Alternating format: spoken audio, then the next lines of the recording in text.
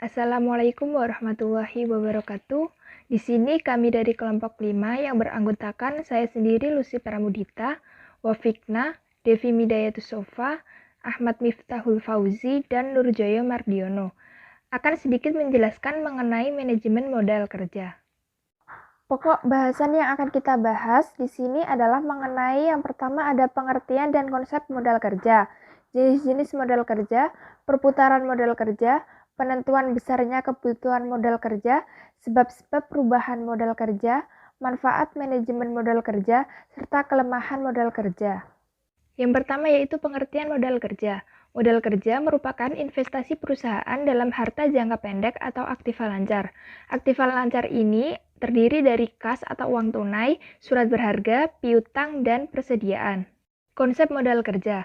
Menurut Bambang Rianto, ada 3 konsep modal kerja yang umum dipergunakan. Yang pertama ada konsep kuantitatif. Konsep ini mendasarkan pada kuantitas dari dana yang tertanam dalam unsur aktiva lancar, yaitu aktiva yang sekali berputar kembali dalam bentuk semula, atau dana yang tertanam akan bebas lagi dalam jangka waktu yang pendek. Disebut sebagai modal kerja bruto. Yang kedua ada konsep kualitatif.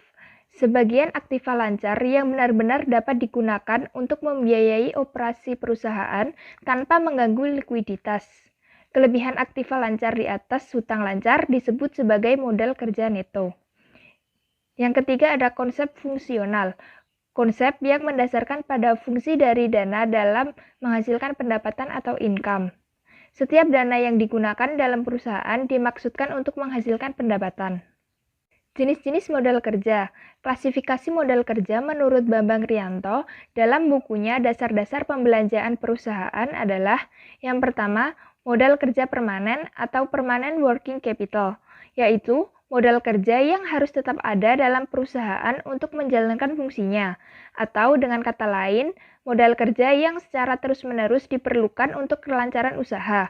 Modal kerja permanen dapat dibedakan dalam yang pertama ada modal kerja primer, yaitu jumlah modal kerja minimum yang harus ada pada perusahaan untuk menjamin kontinuitas usahanya.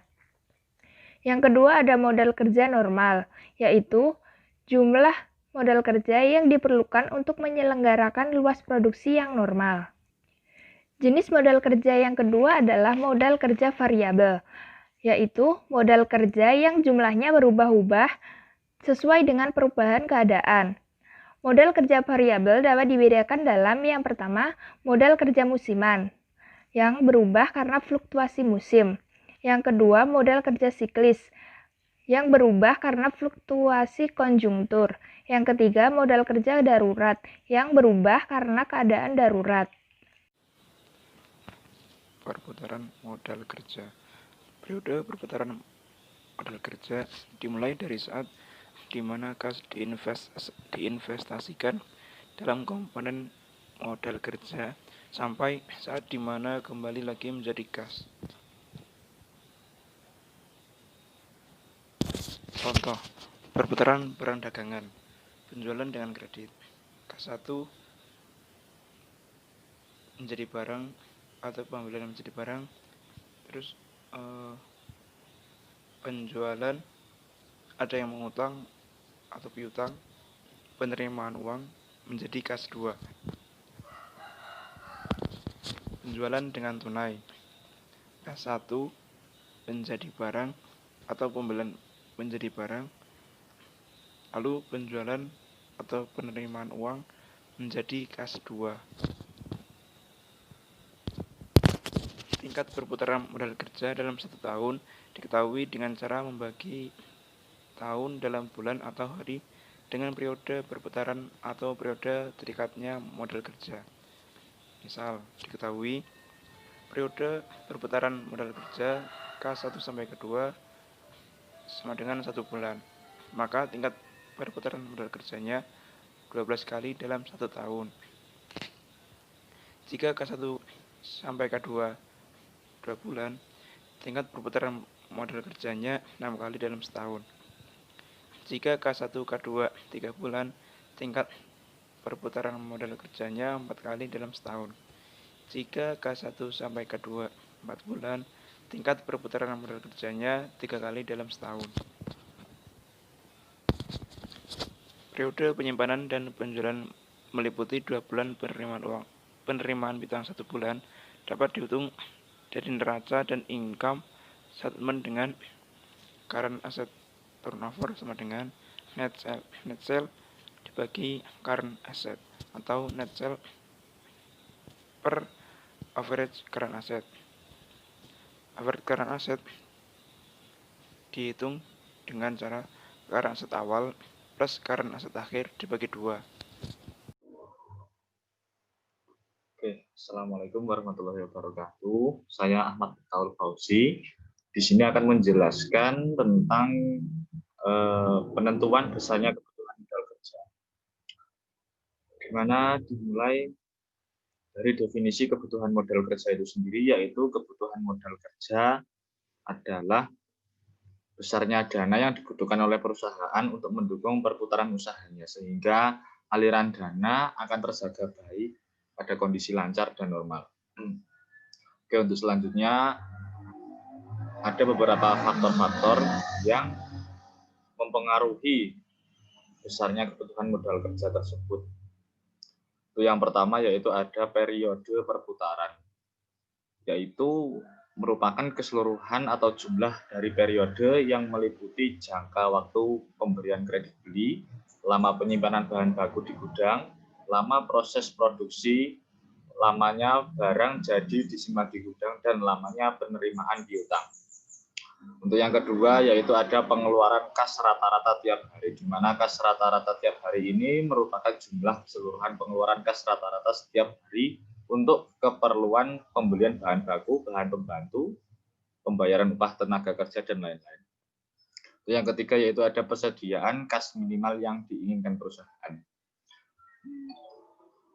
Nah, di sini ada ketentuan di mana modal kerja akan semakin besar jika jumlah pengeluaran kas tetap, periode perputaran lama, dan yang kedua ada periode perputaran tetap, akan tetapi jumlah pengeluaran kas besar.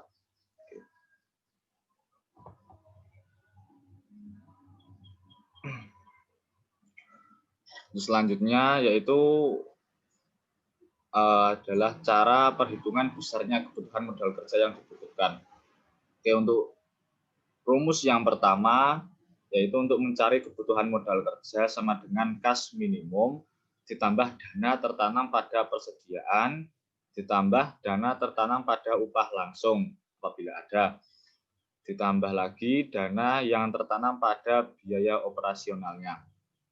Untuk contohnya nanti akan ada di slide selanjutnya. Yang kedua, rumus kedua yaitu dana tertanam dalam persediaan. Bisa berupa bahan, upah, atau biaya. Yaitu rumusnya jumlah hari atau lama dana mengendap dikali pengeluaran kas per hari untuk persediaan atau upah atau biaya. Itu yang selanjutnya, rumus yang ketiga yaitu pengeluaran kas per hari. Untuk rumusnya yaitu ada jumlah produksi per hari dikali harga beli barang atau upah tenaga kerja langsung per hari. Itu yang keempat yaitu ada pengeluaran kas per hari atau biaya operasional termasuk administrasi dan biaya umum. Yaitu rumusnya adalah biaya operasional atau administrasi atau umum per bulan 30 hari.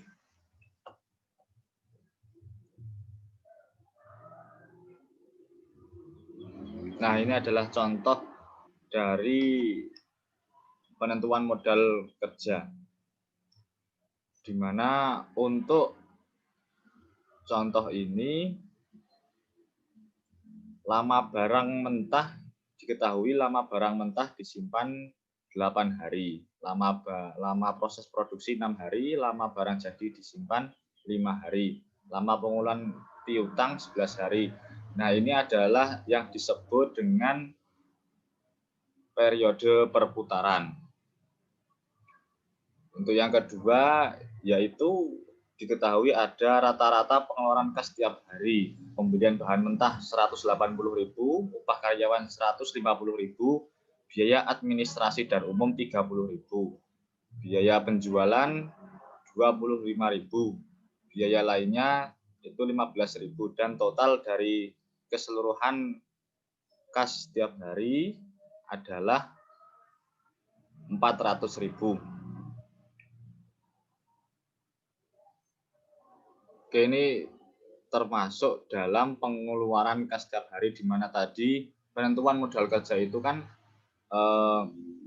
dipengaruhi oleh 3 faktor, yaitu yang pertama periode perputaran waktu, yang kedua ada pengeluaran kas setiap hari, dan yang ketiga ini adalah kas minimal yang berjumlah 100.000. Oke, untuk penghitungannya maka modal kerja yang dibutuhkan adalah jumlah dari periode keterikatan modal kerja, yaitu adalah 30, dikali dengan rata-rata pengeluaran kas setiap hari, yaitu 400.000, dan ditambah dengan kas minimal yang berjumlah 100.000. Oke, untuk jumlahnya maka jawabannya yaitu 12.100.000.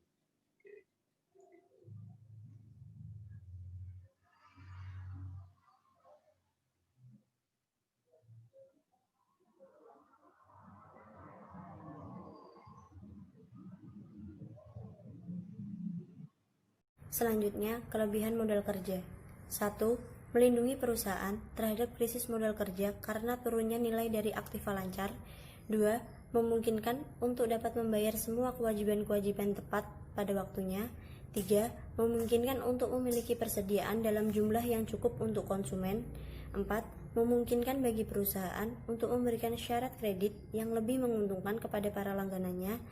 5. Memungkinkan bagi perusahaan untuk dapat beroperasi dengan lebih efisien karena tidak ada kesulitan untuk memperoleh barang atau jasa yang dibutuhkan. Selanjutnya, kelemahan modal kerja. 1. Kelebihan atas modal kerja mengakibatkan kemampuan laba menurun sebagai akibat lambatnya perputaran dana perusahaan. 2. Menimbulkan kesan bahwa manajemen tidak mampu menggunakan modal kerja secara efisien. 3. Jika modal kerja tersebut dipinjam dari bank, maka perusahaan mengalami kerugian dalam membayar bunga. Sekian dari kami. Apabila ada kesalahan dan kekurangan, mohon dimaafkan. Dan apabila ada yang ditanyakan, bisa ditanyakan melalui WA Group. Terima kasih. Wassalamualaikum warahmatullahi wabarakatuh.